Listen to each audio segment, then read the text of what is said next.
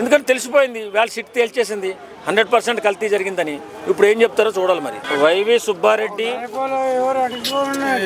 అలాగే అంబటి రాంబాబు వీళ్ళిద్దరూ కూడా బాగా విపరీతంగా అరిసి చెప్పారండి.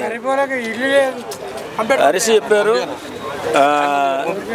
ఏదేమైనా ఇప్పుడు ఇంత గట్టిగా మాట్లాడినటువంటి వ్యక్తులు వాళ్ళ తలకాయ ఎక్కడ పెట్టుకుంటారు, వాళ్ళు ఎలా రోడ్ల మీద తిరుగుతారో నాకైతే అర్థం కావట్లేదు. కానీ నిజంగా మన కలియుగ దైవమైనటువంటి వెంకటేశ్వర స్వామి దగ్గర అపచారం చేశారు, చాలా పెద్ద అపచారం చేశారు. వాళ్ళ జీవితాలు వాళ్ళు నాశనం చేసుకున్నారు. కాబట్టి ఏదేమైనా ఇప్పుడు జగన్మోహన్ రెడ్డి ఏం సమాధానం చెప్తాడో ఎదురు చూడాలి. వైవి సుబ్బారెడ్డి సమాధానం చెప్తాడో చూడాలి. ఈ ఆంబోతుల అరిసే ఆ అంబటి రాంబాబు ఏ సమాధానం చెప్తాడో చూడాలి. ఖచ్చితంగా ఎంత దుర్మార్గం అంటే హిందూ దేవాలయాల పట్ల కూడా వాళ్ళు చాలా దుర్మార్గంగా ప్రవర్తన చేశారు. వాళ్ళ పరిపాలనలో చాలా కలుషితం చేశారు. ఈ పాపం ఊరకే పోదండి. జగన్మోహన్ రెడ్డిని ఆ పిల్లల తరాంతరాలు కూడా ఈ పాపం పోదు. ఖచ్చితంగా అది శాపమై జగన్మోహన్ రెడ్డికి తగులుతుంది.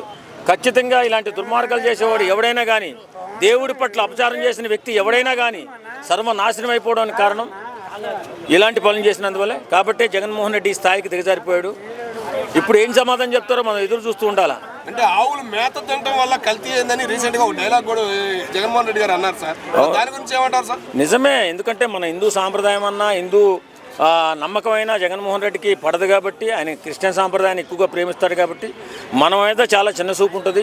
హిందువులన్నా హిందూ సాంప్రదాయాలన్నా ఆయనకి లెక్క ఉండదు కాబట్టే కల్తీ జరిగినా నాకేమవుతుంది అనే ఆలోచనలో కల్తీ జరిపించినట్టున్నాడు. ఖచ్చితంగా పతనం కోరుకుని నాశనం అయిపోయాడు. ఇప్పటికీ అతపాతాళానికి వెళ్ళిపోవడానికే ప్రయత్నం చేస్తున్నారు తప్ప వీళ్ళు తప్పు చేశామో క్షమించండి అనే క్షమాపణ ధోరణి లేదు వాళ్ళకి. ఖచ్చితంగా వాళ్ళకి బుద్ధి చెప్పే రోజు 2029 కూడా బుద్ధి చెప్పే అవకాశం ఉంటుంది.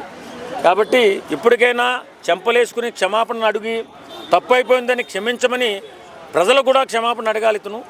ఎందుకంటే తెలిసిపోయింది, వాళ్ళ సిట్ తేల్చేసింది 100% కల్తీ జరిగిందని. ఇప్పుడు ఏం చెప్తారో చూడాలి మరి. ఓకే సార్, సిట్ కూడా పేర్లు బయట పెట్టకుండా 600 పేజీలు ఇచ్చింది.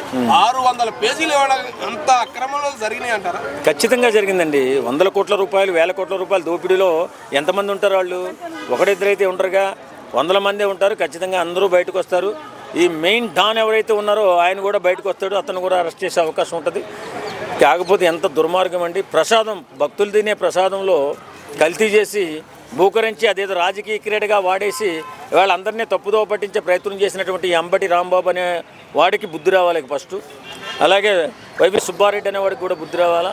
ఖచ్చితంగా వాళ్ళిద్దరికీ బుద్ధి వస్తుంది. భగవంతుడు క్షమించకుండా వాళ్ళకి తగిన శాస్త్రే చేశాడు. రేపొద్దున జరిగేటటువంటి కార్యక్రమాల్లో కూడా వాళ్ళకి తప్పనిసరిగా బుద్ధి వచ్చేలాగా భగవంతుడు దీవిస్తాడు. కాబట్టి ఈ కల్తీ విషయంలో ఇప్పుడు దాకా 100 రకాలుగా పక్కదారులు పట్టించి ఎన్నెన్నో అవాకులు చవాకులు పేలి ఇవాళ రోడ్డు మీద దుర్మార్గులుగా మిగిలిపోయారు వీళ్ళిద్దరు, ఈ వైఎస్ఆర్ కాంగ్రెస్ పార్టీ నాయకులు.